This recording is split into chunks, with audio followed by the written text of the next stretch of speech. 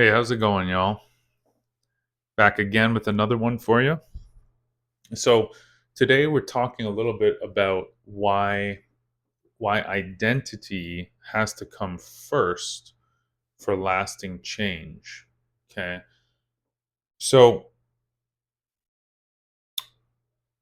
maybe you've heard it put this way, but metaphysically, okay? And if you're familiar with like the hermetic principles or anything like that, you'll have heard this phrase as within so without.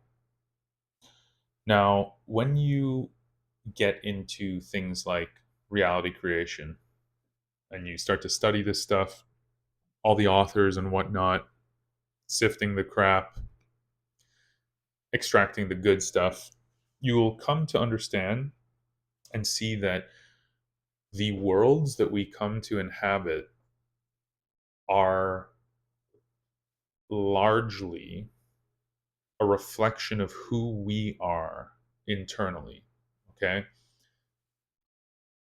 Some say it's the reflection of our frequency. They put it that way. Okay, so your frequency, and it's because, you know, frequency is like it means multiple things. Like, yes, everything has a vibration, and so is a set of waves, and but also it's like a metaphor for tuning into a radio station. And so your internal frequency, right, the totality of your being, your state of consciousness, is tuning you to one radio station or another, and then the sound that comes through is the life that you experience. All right, so as within so without. So what that means is that it really comes down to who you're being that gets reflected back to you in the mirror of reality. Okay, you cannot outwork sending a bad signal. Okay, so on the physical level, on the ground level, it looks like all we have to do in life is, sort of like, and we have to do this as well. But it looks like all you have to do is move some pieces around physically, and then that's all. And then you would think that that gets you where you want to go. That arranges things as they ought to be arranged, but that's not the case at all. Your your energy, your vibration is like pinging off of reality and orchestrating things just out beyond your perceptual reach, that brings together a host of things: the people in your life, the circumstances, the opportunities that come across your uh, you know that come across your way. All of this has to do with who you're being, and who you're being is your identity. It's your self concept. It's possible to act against your self concept, but like with sending that signal, it's going to be the strongest signal that gets reflected, right? And so the strongest signal you're sending over the course of time is going to be your primary state of consciousness, is going to be your identity. All right. And so there's a formula for this that sort of illustrates uh, it how it works in one case, and then the formula that people think works but doesn't work at all. So the formula that doesn't work at all is people think that if I do the right things, all right, I'm going to have the natural consequence of those things, and then I will be the person who has those things. Okay? The correct version is you be as that person, okay, that lives in your desired reality, that has the things that you want to have. You be that, okay? And then out of being that person comes naturally the types of things that that person would do. And when you're being the identity of the person who has the things that you want, and then you're doing the things that arise as a result of being that person, only then will you have the life that that person has. Okay, and a large part of this is because if you don't have the right identity, you don't even know what to do. Your intuition, that inner guidance, does not direct you down the right pathways. An example that's coming to mind now of the way that this formula plays out is, you'll often hear about people, and it always confused me. I'd be like, how could this be? But, anyways, apparently it's the case that most of the time when people win the lottery, within, sometimes it's as short as like 10 months, but within not too long a time, they find themselves broke again. How can that be? Because they never actually cultivated being the kind of person who could generate that kind of wealth. So everything that their frequency, everything that their internal world is guiding them to do once they have that money, is everything that the broke person they were before. It doesn't even necessarily have to be broke, but just the person who didn't have the lottery winnings, they still are that person internally, and so they do all of the things in alignment with that, and that does not lead to good money management.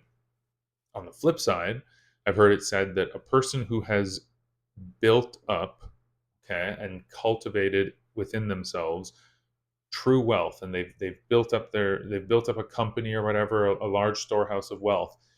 If that person loses it because of circumstances or whatnot, they will they will get back to where they were before. They will rebuild, they will climb back up, and they'll find themselves wealthy again, because they have that identity. They are that person, and so then they just do the things that come out of being that person, and then they have a wealthy lifestyle once again. So your identity is really everything. The biggest slice of the pie when it comes to manifestation is becoming the kind of person who the life you want and the things you want to have happen to you naturally. You get yourself to be in resonance with it. And I mean, like, it makes perfect sense, doesn't it? Like, let's say you're just, I don't know, let's say that you're a bum and you don't take care of yourself, you don't shower.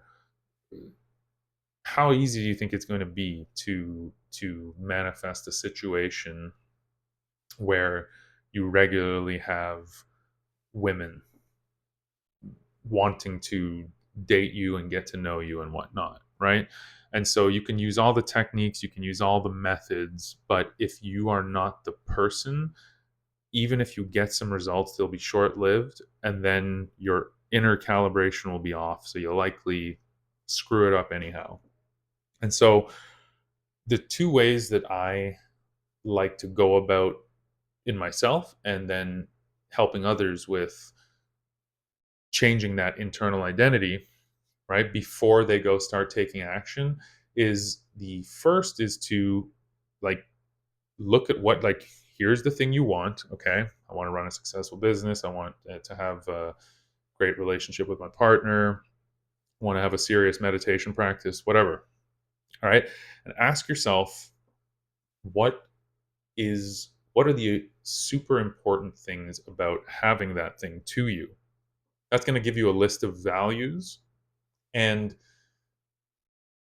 you'll see, okay, yeah, that value, I'm like a 7 out of 10, that value is like a 9 out of 10, that one's like, ooh, that's 1 out of 10, that thing is nowhere to be seen in my life.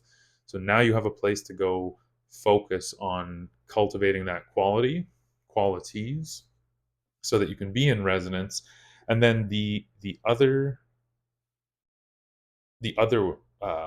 thing that to do with cultivating identity is to go internally and to step into a vision of you having the thing that you want to have as though you have it now. Right, so I said, like, the example of having a serious meditation practice. So you go into And like that would be going into a vision, and then maybe you're picturing uh, a scene where you've, and do this in first person, but so you, a scene where you've just opened your eyes and the meditation session is over, and you, and then feel particularly the feelings. So like Neville Goddard is a big guy in the sort of manifestation world, and he said the feeling is the prayer. So when you're in that vision, you'll want to really feel whatever emotions that you would naturally feel in the position of having that thing. So again, with the example of having a serious meditation practice, maybe you just feel, maybe you feel a great sense of accomplishment. Maybe you feel a sense of peace. Maybe you have just, you're overflowing with joy. Whatever it would be, it's unique to each individual. In the vision, feel that. The mind can't tell the difference between what is vividly imagined and what is actually experienced. So doing this is going to give you more and more reference experience for having the thing, so that you start to really feel internally, I am that person, right? I am that person who goes to the gym. I see myself leaving the gym satisfied time and time again, right? So then that's going to calibrate the your inner world. And so then on that rainy day, or the day where you didn't get a lot of sleep, you go, the changes happen, the shift, and you go, yeah, no, it's normal for me to go, even now. Even now I'm going to go, because I know what it feels like to have that satisfaction when I leave the gym. So I'm going to go do it. Where another person who doesn't have the internal identity, they go, I've got another episode of a show that I need to watch, or those dishes really need doing. You see, the inner guidance is completely different depending on what your identity is. So go for the identity shift first. Change everything internally. Change who you are, what you are valuing. Change your self concept. Okay, your thoughts, beliefs, all of that. And then go take action in alignment with who you're trying to be. Don't try to fight a bad don't try to fight against a bad signal. Okay? Identity first.